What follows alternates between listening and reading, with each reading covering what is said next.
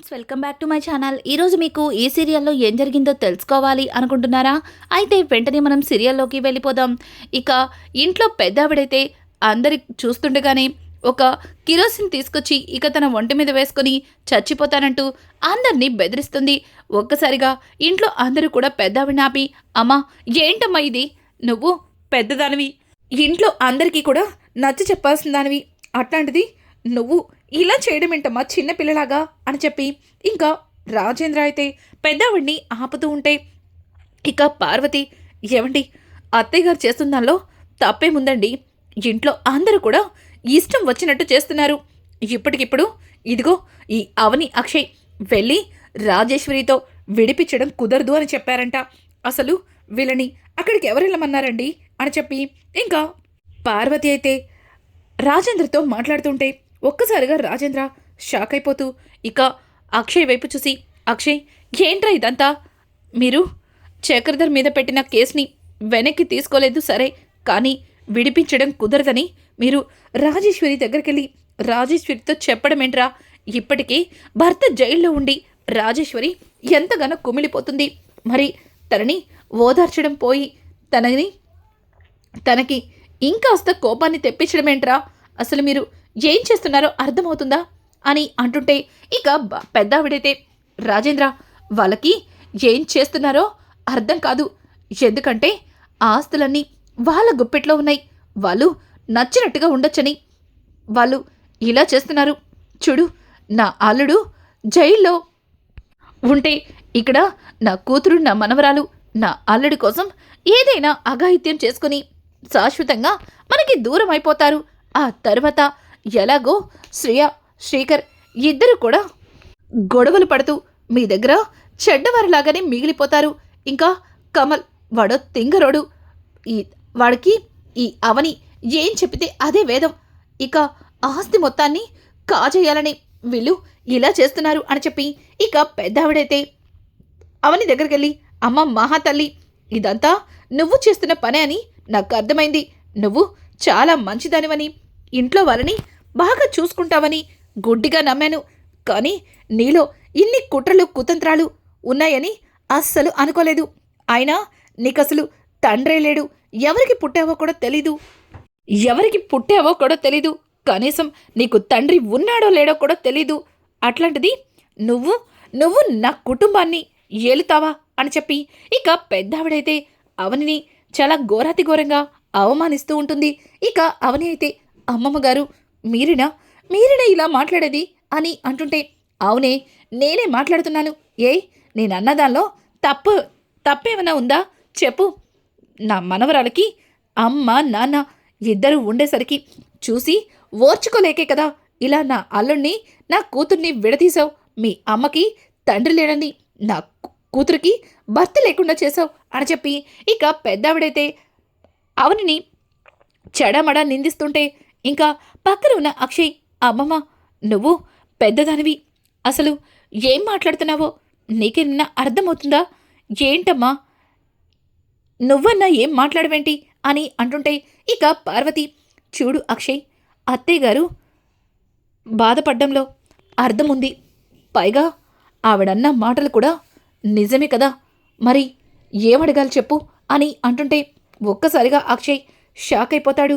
ఇక అవని అయితే అక్షయ్ వైపు చూస్తూ, ఏవండి నాకు అర్థమైంది, ఈ గొడవ ఎలా ఆగుతుందో నాకు తెలుసు, నాతో రండి అని చెప్పి ఇక అవని అయితే అక్షయ్ చెయ్యి పట్టుకుని తీసుకెళ్తుంటే, చూసావా రాజేంద్ర, ఇంతమంది ఉన్నా మన ముందే అక్షయ్ని ఎట్లా కొంగును కట్టేసుకుందో తన చుట్టూ తిప్పుకుంటుంది, ఇప్పుడు ఈ గొడవ చూసిన తర్వాత అక్షయ్కి మరింత రెచ్చగొడుతుంది, చివరికి మన మీద కూడా కేసు పెట్టేస్తుందేమో అని చెప్పడంతో ఇక అవని వెనక్కొచ్చి, అమ్మమ్మ గారు మీరు ఎందుకు ఇలా మాట్లాడుతున్నారో నాకు అర్థం కావట్లేదు, నేనేంటో మీ అందరికీ తెలుసు, నేనెందుకు అమ్మమ్మ గారు అలా చేస్తాను, ఇప్పుడు చక్రధర్ బాబాయ్ని బయటికి తీసుకురావాలి, అంతే కదా తీసుకొస్తాను, కానీ బాబాయ్ మారిపోయారని మీరందరూ నమ్ముతున్నారు, బాబాయ్ నిజస్వరూపమేంటో నాకు తెలుసు, ఆయనలో మార్పు ఎన్నటికీ రాదు, అది మీకు చెప్పినా అర్థం కాదు,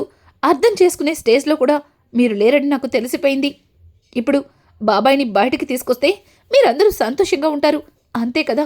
ఏవండి, పదండి, కేసుని వాపస్ తీసుకుందాం అని చెప్పి అవని మాట్లాడుతూ ఉంటే ఒక్కసారిగా అక్షయ్, అవని నీకేమన్నా పిచ్చి పట్టిందా? కేసు వాపస్ తీసుకోవడమేంటి?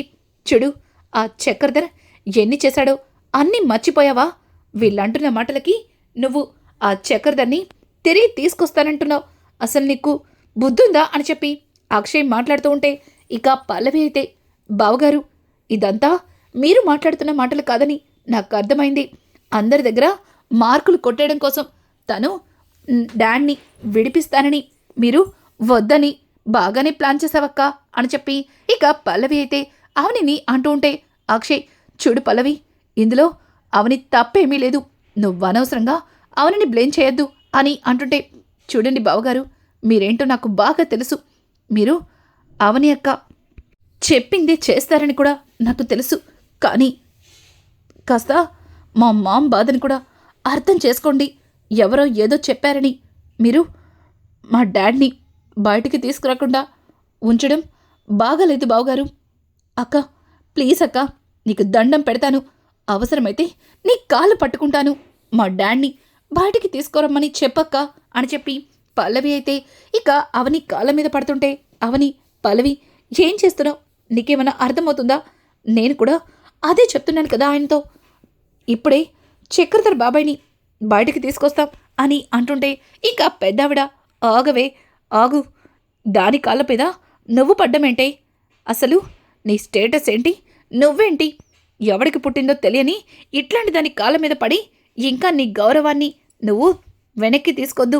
చూడు, మర్యాదగా వెళ్ళి నా అల్లుని విడిపిస్తారా, లేకపోతే నన్ను చావమంటారా అని పెద్దావిడ అడుగుతుంటే, అయ్యో బామ్మగారు, ఎందుకు నేను చెప్తుంటే మీకు అర్థం కావట్లేదు? ఇప్పుడు వెళ్ళి చక్రధర్ బాబాయ్ని తీసుకొస్తామని చెప్తున్నాం కదా అని అంటుంటే ఇక పల్లవి, చాలక్క, చాలు ఈ అబద్ధాలు, ఈ నాటకాలు. చూడక్క, నీకు ఏం కావాలన్నా ఇస్తాం, మా డాడ్ని బయటికి తీసుకురండి అని అంటుంటే ఇక అవని అయితే, అయ్యో మావయ్య గారు, ఎందుకు వీళ్ళెవరు కూడా నేను చెప్పేది అబద్ధం అన్నట్టు మాట్లాడుతున్నారు? బాబాయ్ని బయటికి తీసుకొస్తామని చెప్తున్నాం కదా అని అంటుంటే ఇక రాజేంద్ర, చూడమావని, వాళ్ళందరూ కలిసి ఏం చేయాలనుకుంటున్నారో నాకు అర్థమైంది. అలాగే నువ్వేమీ ఆలోచిస్తున్నావో కూడా నాకు తెలిసింది. వాళ్ళిప్పుడు నువ్వు ఏం చెప్పినా నమ్మటానికి సిద్ధంగా లేరు. నువ్వనుకున్నది చేస్తీరు అని చెప్పి ఇక రాజేంద్ర అయితే అవని తల మీద నిమురుతూ అవనికి చెప్పడంతో ఇక అవని అక్షయ్ వైపు చూస్తుంది. అక్షయ్, చూడు అవని, నువ్వెండి చెప్పు, ఎట్టి పరిస్థితుల్లో అట్లాంటి నీచుణ్ణి బయటికి తీసుకురావడానికి నాకు ఇష్టం లేదు అని చెప్పడంతో ఒక్కసారిగా అవని షాక్ అయిపోతుంది. ఏవండి, ఇప్పటికే అందరూ నన్ను ఎట్లా మాట్లాడుతున్నారో చూస్తున్నారు కదా. ఇప్పుడు మీరు ఇలా మాట్లాడితే నేనే కావాలని మీతో మాట్లాడిస్తున్నానంటూ వీళ్ళందరూ నన్నే తప్పు పడతారు. చూడండి, బాబాయ్ మారినా మారకపోయినా పర్వాలేదు, కనీసం మన కుటుంబంలో వాళ్ళ సంతోషం కోసమైనా మనం ఇలా చేసి తీరాలి, రండి అని చెప్పి ఇక అవని అయితే అక్షయ్ని బలవంతంగా స్టేషన్కి అయితే తీసుకెళ్తుంది. ఇక అక్కడ ఉన్న చక్రధర్ అయితే అవని అక్షయ్ని చూసి, వచ్చారా? మీకోసమే ఎదురు చూస్తున్నాను, ఇంకా రాలేదేంటా అనుకుంటున్నాను. చూడండి, మీరొస్తారని నాకు తెలుసు, త్వరగా బయటికి తీసుకొస్తారని, బయటికి తీసుకురండి. ఈ జైల్లో ఉండలేకపోతున్నాను, ఉక్కపోతగా ఉంది అని చెప్పి ఇక చక్రధర్ మాట్లాడుతుంటే అక్షయ్ చాలా కోపంగా, రేయ్, నాకు తెలుసురా, నువ్వు మారవని, కావాలని అత్తని మారిపోయినట్టు నటించి నమ్మించావు. చూడు, నీలాంటి వాడికి శిక్ష పడే తీరాలి, ఎట్టి పరిస్థితుల్లో నేను కేసు వాపస్ తీసుకోను అని చెప్పి ఇక అక్షయ్ మాట్లాడుతూ ఉంటే చక్రధర్ నవ్వుతూ, చూడు అక్షయ్, నువ్వు కేసు వాపస్ తీసుకో, కానీ నీతో తీసుకునేలా అవని చేస్తుంది, ఎందుకంటే అవని మీద నాకు నమ్మకం ఉంది అని ఇక అవని వైపు చూస్తాడు. అవని, చూడు, ఇప్పటికే నువ్వు ఎన్నో పాపాలు చేసావు, చేసిన పాపాలకి ఇప్పుడు శిక్షని అనుభవిస్తున్నావు, కానీ నీలో ఇంకా మార్పు రాలేదు. నేను నీ కోసం కాదు, నా కుటుంబం కోసం, అలాగే పిన్ని కోసం ఇక్కడికి వచ్చాను. నువ్వు మారవని అర్థమైపోయింది. నీలాంటి వాడికి ఆ దేవుడే శిక్ష వేస్తాడు అని అనుకుంటూ ఇక అవని అయితే, ఏవండి నా మాట వినండి ప్లీజ్, కేసుని వాపస్ తీసుకోండి అని మాట్లాడుతుండగా ఇక అక్షయ్ వాళ్ళ ఫ్రెండ్ అయితే అక్కడికి వస్తాడు. ఇన్స్పెక్టర్ని చూసిన అవని, నమస్తే ఇన్స్పెక్టర్ అని అంటుంటే, నమస్తే అమ్మా, మీరు ఇలా వచ్చారు అని అంటుంటే, ఇన్స్పెక్టర్ మేము చక్రధర్ బాబాయ్ మీద పెట్టిన కేసుని వాపస్ తీసుకోవాలి అనుకుంటున్నాం అని అంటుంటే ఒక్కసారిగా ఇన్స్పెక్టర్ షాక్ అయిపోతాడు. అదేంటమ్మా అలా మాట్లాడుతున్నారు? రేయ్ అక్షయ్, నువ్వేం మాట్లాడవేంట్రా? కేసుని అవని వాపస్ తీసుకుంటా అంటుంది. అయినా మీ కుటుంబాన్ని ఇంతలా టార్చర్ పెట్టిన వ్యక్తికి ఎట్లాంటి శిక్ష పడకుండా వదిలేస్తారా అని అడుగుతూ ఉంటే ఇక అవని, చూడండి ఆయన మా కుటుంబానికి ఎంతో ఇబ్బంది పెట్టాడు, కానీ ఆయన కూడా మా ఫ్యామిలీ మెంబరే కదా. ఆయన అలా జైల్లో ఉండడం వల్ల మా కుటుంబంలో వాళ్ళు ఎవరూ సంతోషంగా లేరు. చూడండి, ఇది ఫ్యామిలీ గొడవ, ఫ్యామిలీని చూసుకుంటాం. దయచేసి కేసుని వాపస్ తీసుకుంటాం, ఆయన్ని రిలీజ్ చేయండి అని చెప్పి అవని అయితే ఇక ఇన్స్పెక్టర్కి రిక్వెస్ట్ చేస్తుంది. ఇక ఇన్స్పెక్టర్ కూడా ఏం మాట్లాడకుండా వెళ్ళి జైల్ ఓపెన్ చేస్తుంటే ఇంతలో అక్షయ్, రేయ్ ఆగరా అని చెప్పి ఇక చక్రధర్ దగ్గరకు వచ్చి, చూడు నిన్ను వదిలేయడానికి కారణమేంటో తెలుసా? నీకు భయపడి కాదు, మా అత్తయ్య మీదున్న ప్రేమ, అలాగే నా కుటుంబం మీదున్న గౌరవంతో. చూడు ఇప్పుడు వదిలేశాం కదా, నన్నేం చెయ్యలేరు అని చెప్పి నీ ఇష్టం వచ్చినట్టు చేస్తే తర్వాత నీ ప్రాణాలు తీయడానికి కూడా వెనకాడ్ను, అర్థమవుతుంది కదా అని చెప్పి అక్షయ్ అయితే ఇక చక్రధర్కి గట్టి వార్నింగ్ ఇచ్చి అక్కడి నుంచి అవనితో ఇంకా వెళ్ళిపోతాడు. ఇక ఇంటికి వెళ్ళిన అవని అక్షయ్ని చూసిన పల్లవి చాలా సంబరపడిపోతుంది. వీళ్ళకి నేనిచ్చిన కోటింగ్ బాగా సరిపోయినట్టుంది. అలాగే మామ్ మామ్ మామ్ అన్న మాటలకి, అలాగే బామ్మ పెట్టిన గడ్డికి బాగా బుద్ధొచ్చినట్టుంది. డాడ్ బయటకు వచ్చేశారు. ఇక నాకు ఎవ్వరి అడ్డు లేదు. ఇంట్లో ఉన్న మీనాక్షి దగ్గర మా ఇంటి ఆస్తి పత్రాలు తీసుకుంటే చాలు, ఇక నేను హ్యాపీగా ఉండొచ్చు అని చెప్పి ఇక పల్లవి అయితే తన మనసులో తెగ సంబరపడిపోతూ చక్రధర్ని కలవడానికైతే వెళ్తుంది. ఇక ఇది ఇలా ఉండగా అక్షయ్ అలాగే అవని ఆరాధ్యని తీసుకుని ఇంటి నుంచి వెళ్ళిపోవడానికి వాళ్ళ బ్యాగ్లు అయితే సర్దుకుంటారు. ఒక్కసారిగా అవని అక్షయ్లను చూసిన రాజేంద్ర, అమ్మ అవని ఏంటమ్మా ఇదంతా అని అంటుంటే ఇక అక్షయ్, నాన్న ఇది కూడా అవనినే చేసిందని తనని నిందించకండి. ఇప్పటికే ఇంట్లో వాళ్ళందరూ అన్న మాటలకి అవని అలసిపోయింది, విసిగిపోయింది. ఇక తనని ఈ నరకం నుంచి బయటికి తీసుకెళ్ళాలి అనుకుంటున్నాను.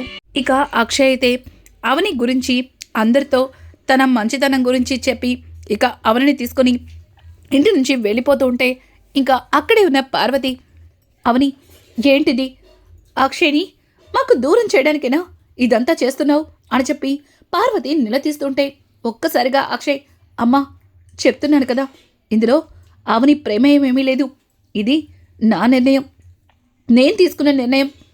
తనకు కూడా మీతో కలిసి ఉండాలనే ఉంది, కానీ ఇక్కడ ఉన్న దగ్గర నుంచి మీరు వాళ్ళ అమ్మ గురించి వాళ్ళ నాన్న గురించి పదే పదే మాట్లాడుతూ అవనిని ఇబ్బంది పెడుతున్నారు, అవనిని బాధ పెడుతున్నారు. అవని బాధపడ్డం నాకు ఇష్టం లేదు. అందుకే నా భార్య కోసమే నేను తనని ఇక్కడి నుంచి బయటికి తీసుకెళ్తున్నాను, ఈ నరకం నుంచి తనని బయట పడేస్తున్నాను అని చెప్పి ఇక పార్వతి మాట్లాడుతూ ఉంటే, రే అక్షయ్ ఇది నరకమా అని అంటుంటే, చూడండమ్మా మీరందరూ చూపించే ప్రేమ కంటే మీరు తనని నిందించే మాటలే ఎక్కువయ్యాయి. తను ఎంతలా బాధపడుతుందో మీకు అర్థం కావట్లేదు. మీ అందరి సంతోషం కోసం తను ఎంత బాధనన్నా అనుభవిస్తుంది అని చెప్పి, ఒకప్పుడు నా మాటలతో చేష్టలతో అవనిని చాలా బాధ పెట్టాను, ఇంకా తనని బాధ పెట్టాలని అస్సలు అనుకోవట్లేదు. అందుకే అవనిని బయటకి తీసుకెళ్ళిపోతున్నాను. అవని ప్యాకింగ్ అయిపోయిందా అని అడగడంతో ఇక అవని ఎవరితో ఏం మాట్లాడాలో అర్థం కాక అందరి వైపు ఇంకా చాలా బాధగా చూస్తూ ఇక తన లగేజీతో ఆరాధ్యని తీసుకుని బయటకైతే వస్తుంది. ఇక పల్లవి అయితే తెగ సంబరపడిపోతుంది. అవని ఇక్కడి నుంచి వెళ్ళిపోతుంది. ఇక అవని బెడదా నాకిక ఉండదు అని పల్లవి సంబరపడిపోతుంటే ఇక శ్రియ, అమ్మయ్య ఒకరు ఇంటి నుంచి వెళ్ళిపోతున్నారు, వీళ్ళు వెళ్ళిపోతే ఇక ఆస్తి ఒక వాటా తగ్గిపోతుంది.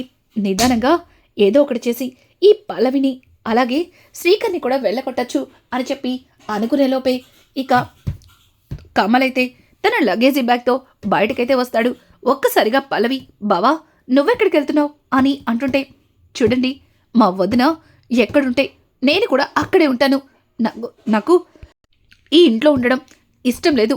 వదిన కాదనద్దు ప్లీజ్, నేను కూడా మీతో వస్తాను అని అంటుంటే ఇక అక్షయ్, చూడు కమల్, నీ భార్య ఇక్కడుంది, అలాగే నేను కూడా వెళ్ళిపోతున్నాను. అమ్మని నాన్నని ఎవరు చూసుకుంటారు చెప్పు. చూడు, నీకు ఏ చిన్న కష్టం వచ్చినా నేనొస్తాను.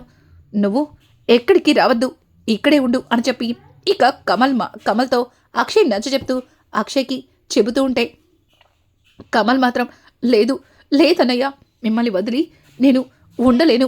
నాకు అమ్మ నాన్న మీరే, మీతోటే ఉంటాను. ఇక కమల్ అయితే వాళ్ళతో వచ్చేస్తానంటూ గొడవ చేస్తూ ఉంటే అక్షయ్ మాత్రం, వద్దు కమల్, నేను చెప్పేది విను అని చెప్పి ఇక కమల్కి నచ్చ చెప్పి వాళ్ళైతే ఇంటి నుంచి వెళ్ళిపోతూ ఉంటే ఒక్కసారిగా ఇక వాళ్ళకి రాజేశ్వరి అయితే ఎదురొస్తుంది. రాజేశ్వరిని చూసిన అక్షయ్, అత్తయ్య మీరు కోరుకున్నట్టుగానే మావయ్య ఇంటికి వచ్చేశాడు. ఇక మీరు సంతోషంగా ఉండండి. నువ్వు సంతోషంగా ఉండత్తయ్య అని అనుకుంటూ ఇక అక్షయ్ మాట్లాడుతుంటే అక్షయ్ మాటలకి ఇంకా రాజేశ్వరి అయితే అవనికి చేతులు పట్టుకుని, అవని నేను చాలా పెద్ద తప్పు చేశాను, నన్ను క్షమిస్తావా అని అడగడంతో ఒక్కసారిగా అక్కడ ఉన్న వాళ్ళందరూ కూడా షాక్ అయిపోతారు.